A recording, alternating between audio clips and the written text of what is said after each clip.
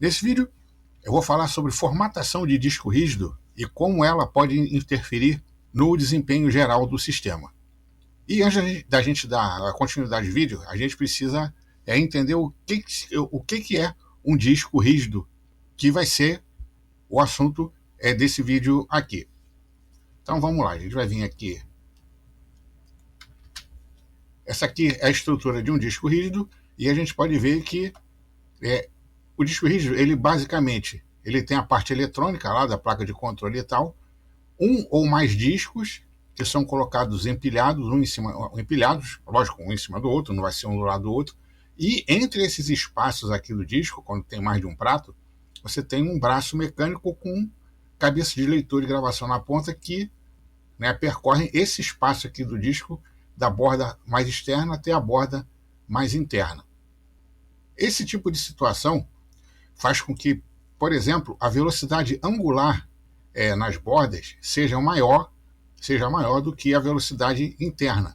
Pela simples matemática, você vê que a borda externa ela tem uma circunferência maior. Então, a velocidade angular dela é maior e também cabe mais trilhas e setores.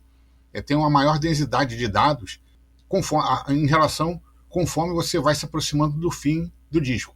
Então, nesse vídeo aqui, eu vou dividir o disco mais ou menos em 4 porções, cada uma de 25%, para a gente entender mais ou menos o que acontece. Entendido isso, como é que a gente vê mais ou menos as instalações de Linux, ou mesmo de Windows aí, porque isso aí também interfere em outros sistemas.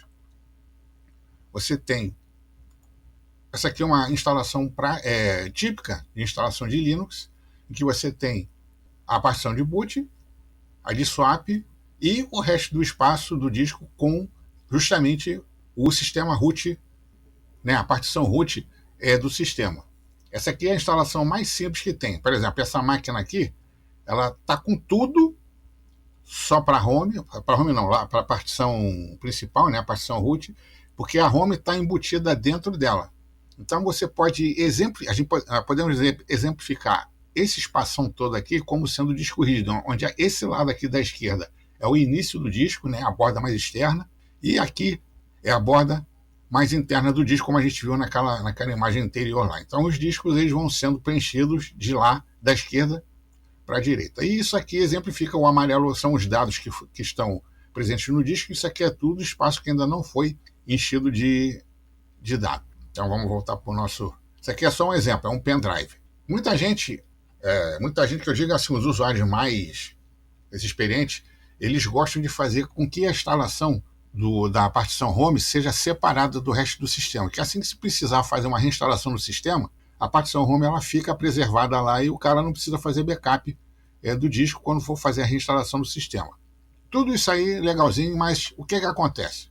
Vamos dividir então esse disco aqui em 4 partes. Então a gente tem aqui a primeira parte 25%, depois a outra parte 25%, a terceira parte 25% e o resto com os outros 25%. Então você tem 25%, 25, 50, 75, 100. Lembrando que devido à velocidade angular, a velocidade é maior do lado esquerdo e vai diminuindo conforme você vai chegando no final do disco. A gente vai ver isso aí com o programa Gdiscs, de nome Discs. Por isso, quando você faz uma instalação do Linux, de um modo geral, a partição de boot e swap ela é sempre colocada no início do disco. E esse fenômeno aqui, da velocidade angular, ela só existe no disco mecânico, por causa do braço mecânico, que precisa fazer aquela corrida pela superfície do disco. Então, discos SSD e NVMe, eles não têm esse tipo de característica. Então, a velocidade dele é igual de ponta a ponta, já que não tem partes mecânicas móveis e tal. Aí, como eu estava falando, o pessoal pode vir separar a partição home da root e assim para preservar os dados. Mas isso aí pode inferir no sistema uma certa lentidão, porque normalmente a home ela é colocada mais para o final do disco, e mesmo que a home fosse colocada no início, mais aqui para a porção de metade inicial do disco, a partição root seria colocada na metade final, e isso também ia impactar o desempenho do disco. Então, vamos voltar no nosso outro disco lá. Se eu tivesse dividido esse disco aqui pela metade, aqui eu teria a minha partição root e aqui a partição home do usuário. Muito bom para preservar no caso de instalação. Mas aí, com o uso no dia a dia, eu iria perder performance, porque o disco, a partição home, ela ia estar num setor do disco mais lento do que está o sistema root. Mas hoje em dia isso aí não tem muita diferença não, devido ao HCI, as velocidades das portas SATA e os discos rígidos hoje, os discos rígidos hoje, você tem discos que tem 7.200 rotações, 64 megas de cache, e isso compensa essa perda de eficiência quando você faz a divisão do disco ou começa a usar as partes, as metades finais do disco no seu sistema aí. Então vamos ver um exemplo aqui. Aqui basicamente é um exemplo desse disco aqui meu de 500 megas, de 500 gigas, ele tem um cache bem carequinha de 8 megas, 0,25%, 50, 75 e 100, ele dá essa diferença aqui de velocidade nos setores que a gente está usando como exemplo para medir a velocidade. Então, no início, lá, 100 megão, depois baixa na metade, na segunda metade, no primeiro quarto dá 100, 110, no segundo quarto 98, na terceira 88 e no último quarto 73. Agora vamos ver no Gnome Disk. O Gnome Disk você pode instalar aí na sua máquina, é esse programa aqui. Então eu vou ver o desempenho desse disco de 500 GB nessa máquina aqui. Então a gente pode ver aqui, ó, que começa em, digamos, 120, né? Porque essa máquina aqui, ela não tem a HCI, ela se comporta como se fosse um SATA 2, então não vai chegar a 180, 170 de transferência, que é o que a porta para discos rígidos normalmente oferece. E com um cache de 8 GB e sendo 5.400 rotações, ele não consegue compensar essa perda de desempenho. Então você tem essa curva de declínio de velocidade em que você, quando vai chegando mais para o final do disco, você está lá em 60%, 40%. E aqui ele diz, tamanho, a velocidade média, então, de início e fim, fica em torno de 86 megas. Agora vamos ver, num disco de 1 tera, né, com cache relativamente alto, né, 64 megas, mas com velocidade de 5.900. Então, essa aqui é a partição número 1. Temos aqui a partição número 1. Devido às características do disco que eu falei, a curva de desempenho ela já se mantém mais estável. Começa em 180, né, e vai baixando a 108, mas essa aqui é a primeira partição. Então, é aquela nossa situação aqui, ó. O disco está dividido em dois, ele tem Arch e Linux instalado, um em cada partição. Então, essa aqui é a primeira parte e essa aqui é a segunda parte. Até aqui, legal, né? Então você tem aqui, ó, taxa média de leitura, 139 megas, né? Caixa distrita. Então, do início ao fim da primeira partição, a média de leitura foi de 140 megas. E agora a gente vai ver a segunda partição, né? A metade final, e a gente já vê aqui, então, que começa, é isso aqui?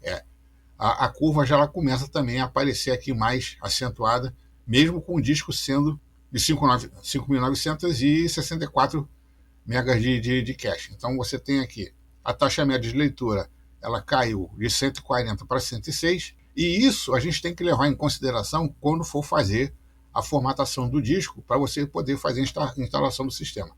As distribuições hoje elas basicamente elas colocam tudo mesmo no início do disco, inclusive se tiver swap, tem distribuições como Arch que ela não usa swap, swap em disco, ela usa a ZRAM, que é mais rápida, né, do que uma swap em disco. E quando você coloca também a máquina dividindo o disco com o Windows, ela vai ser sempre colocada no fim, né, na metade final, digamos assim, dependendo também da escolha que você faça. Sempre colocado nessa metade aqui, porque o Windows você tem que vir num live DVD, um live CD do Linux, particionar esse disco para criar um espaço livre, não particionado, e a partir dali você instalar o sistema. Então, normalmente o que se faz é colocar assim o Windows, e Linux aqui. Aí você tem quase a impressão de que o Linux não está funcionando tão rápido quanto o Windows. Isso é por causa do problema da velocidade angular do disco, que é maior no início do que no fim. Mas isso não tira a utilidade básica de você fazer, de você particionar o disco para separar a home, porque é justamente uma segurança que você tem em relação aos seus dados aí, caso você precise reinstalar o sistema. Então, seria mais ou menos desse jeito aqui que se faz. Eu vou colocar, então, um espacinho aqui, redimensiona, e aqui seria, então, a home. Aqui seria a home do sistema. Eu não vou fazer isso aqui, porque isso aqui é um pendrive, só estou fazendo só como exemplo. E essa aqui, então, é a instalação básica típica de quem gosta de ser um cara precavido. Então, você tem boot, swap, e não precisaria se fosse usar ZRAM.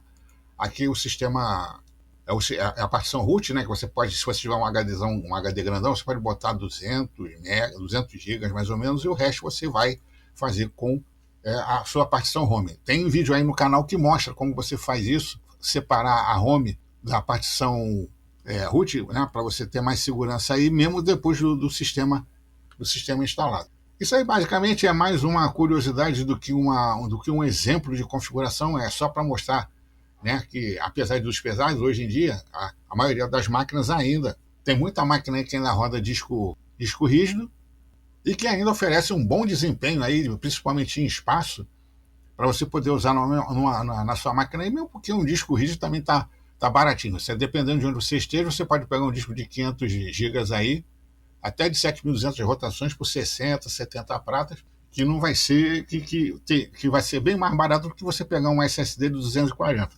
Lembrando que um SSD, lógico, é muitas vezes mais rápido, mas aqui eu sempre faço vídeo em relação a máquinas mais antigas, né? Perereca, assim, para poder tirar o máximo de desempenho possível. E o vídeo que a gente tem para hoje é esse aí, e mudando um pouquinho o meu final de vídeo, eu peço aí então para você se inscrever no canal, né, dar o seu joinha aí para o algoritmo lá do sacana do YouTube ajudar no engajamento tanto do canal quanto do vídeo, né, divulgue nas suas redes sociais, comenta lá, fala mal, e se você gostar do vídeo e achar que o canal também merece, você pode fazer um pixzinho maneiro aí, o QR Code vai estar aparecendo aí para botar 10 aí na conta do vovô aqui, para continuar botando conteúdo útil e relevante, porque tudo que eu boto aqui eu testo antes, eu não faço nada de orelhada, para ajudar o pessoal aí a tirar mais do seu sistema aí, que sempre é possível. Então, é isso aí. Depois a gente volta com outro vídeo maneiro aí sobre qualquer coisa. Então, valeu!